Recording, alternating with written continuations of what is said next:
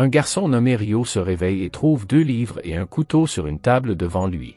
Il sort de chez lui et commence à explorer son nouveau pouvoir, à savoir la manipulation de l'eau. Soudain, il est transporté dans un lieu inconnu et se demande où il se trouve. Un ange apparaît alors et lui demande s'il est Ryo. Lorsque le garçon confirme, l'ange lui révèle la douloureuse vérité: Ryo est mort dans un accident. Ryo se souvient de l'accident et comprend que l'ange dit la vérité, mais il lui répond qu'il sait qu'il va revenir à la vie, mais qu'il ne sait pas ce qu'il fera. L'ange lui dit de faire ce qu'il souhaite, car il n'a aucune mission à accomplir. Ryo est surpris par cette réponse et lui dit qu'il veut mener une vie tranquille.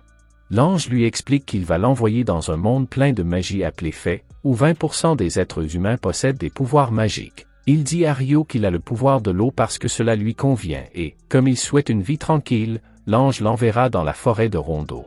L'ange lui fait remarquer qu'il y a de la nourriture dans une petite maison, suffisante pour 2 mois. Ryo est surpris que la nourriture soit congelée, mais l'ange lui explique qu'il a fait pour la protéger des monstres. Dans sa nouvelle maison, Ryo commence à lire des livres sur les monstres et est surpris qu'ils soient écrits dans une langue étrange, mais il parvient à les lire facilement. Peu après, il commence à entraîner son pouvoir de l'élément eau. Il commence à remplir un bassin d'eau, mais l'eau est à température ambiante. Il aimerait que l'eau soit chaude pour pouvoir prendre un bain chaud, alors il ramasse du bois pour allumer un feu, mais il n'y parvient pas et se sent extrêmement épuisé par l'effort. Il prend ensuite un bol d'eau et essaie de le congeler, mais échoue également. Il doit comprendre comment faire de la glace et créer une lance de glace. Il se concentre sur la compression de l'eau pour en éliminer la chaleur et visualise les molécules d'eau, se demandant s'il peut lier l'oxygène à l'hydrogène. Il finit par réussir à geler l'eau grâce aux liaisons hydrogène et comprend qu'il peut donner à l'eau la forme qu'il souhaite. Il l'utilise ensuite pour allumer un feu et prendre un bain chaud.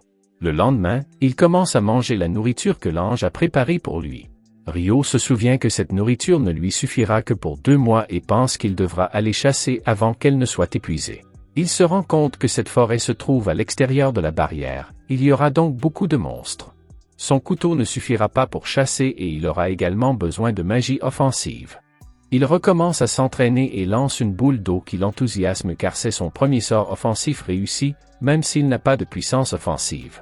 Il se rend compte que la boule d'eau qu'il a lancée n'était pas suffisante.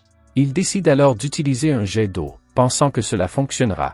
Alors il réduit la forme de l'eau pour créer un jet rapide, mais celui-ci s'avère encore trop faible. Il retourne voir l'ange et lui demande comment utiliser correctement la magie. L'ange lui dit que la base de la magie est l'imagination et qu'il doit avoir une idée claire de ce qu'il veut faire, puis qu'avec le temps, il acquérera de l'expérience. Ryo retourne dans la forêt et utilise la magie comme l'ange le lui a dit. Constatant une nette amélioration, le garçon entre dans la maison et parvient à remplir le bassin d'eau chaude en utilisant le sort de glace à l'envers. Le lendemain, il commence à s'entraîner pour créer de la glace à partir de rien et y parvient. Cela le conduit à son objectif, la magie offensive de la glace. Il crée une lance de glace, mais ne parvient pas à la lancer très loin. Il essaie à nouveau de lancer des flèches de glace, mais après un grand effort, il échoue et se sent s'évanouir pour avoir perdu trop de mana magique. Il entre dans la maison et veut allumer le feu, mais il n'y parvient pas car il n'y a pas de soleil, ce qui lui présente un nouveau défi à relever. Après plusieurs jours, il parvient à former une flèche de glace, mais il ne parvient pas à la lancer correctement. Cependant, il fabrique une lance et part à l'aventure dans la forêt. Ryo sort de la barrière et trouve des traces de grands monstres. En s'approchant de la rivière, il trouve une pierre de quartz sur la rive, pensant qu'il pourrait ainsi allumer un feu même après le coucher du soleil. Il ne lui reste plus qu'à cueillir quelques herbes médicinales. Soudain, un énorme monstre apparaît derrière lui. Le sanglier géant l'attaque, mais Ryo s'écarte avant d'être blessé. Le sanglier l'attaque à nouveau, alors Ryo utilise le pouvoir de la glace pour faire glisser le sanglier, puis lance des flèches de glace qui tuent la bête. De retour chez lui, Ryo prépare la peau du sanglier pour s'en faire un vêtement et commence à lire le livre sur les monstres. Il apprend que les dragons peuvent facilement détruire une ville entière et qu'il faut s'enfuir immédiatement dès qu'on les rencontre. Paul lit qu'il existe un autre monstre appelé démon, qui n'est pas un ange déchu, et il y a une note qui dit qu'il espère ne jamais en rencontrer un. Le lendemain, Ryo change de vêtements et se rend dans la forêt, où il commence à cueillir des fruits et à les goûter. Soudain, un oiseau géant manque de l'attraper. C'est un oiseau très puissant qui abat les arbres de la forêt. Ryo se met alors à fuir et à lui barrer la route à l'aide de plaques de glace. Ryo pense que ce type d'oiseau utilise une sorte de magie cachée, à savoir un vent offensif, mais ses armes principales sont ses griffes acérées et son bec. Ryo tire plusieurs flèches d'eau sur l'oiseau, mais la bête esquive tous les coups. Ryo crée une barrière de glace pour éviter d'être blessé par l'oiseau, qui s'écrase contre la barrière et tombe au sol. Ryo pointe alors son arme vers l'oiseau, mais celui-ci s'envole rapidement, pensant que Ryo allait le tuer. Ryo aperçoit une blessure à l'œil de l'oiseau, ce qui le pousse à s'éloigner. Puis Ryo s'allonge sur le sol et comprend que la vie tranquille est plus difficile que prévu. La nuit tombe alors qu'il est encore perdu dans la forêt, car sa fuite devant l'oiseau lui a fait perdre le chemin de sa maison. Pensant être sur la bonne voie, il aperçoit un corps sans tête et un cheval dans un lac. Le lendemain, Ryo recommence à errer dans la forêt et continue à tuer des monstres avec des flèches de glace. Il utilise également sa lance pour chasser des poissons. Au fond de la rivière, il rencontre une pieuvre géante qui le chasse de la rivière. Ryo pense que s'il avait utilisé la magie pour augmenter la dureté de la glace, il aurait pu remplacer le matériau abrasif et pense également qu'il commençait à maîtriser sa magie.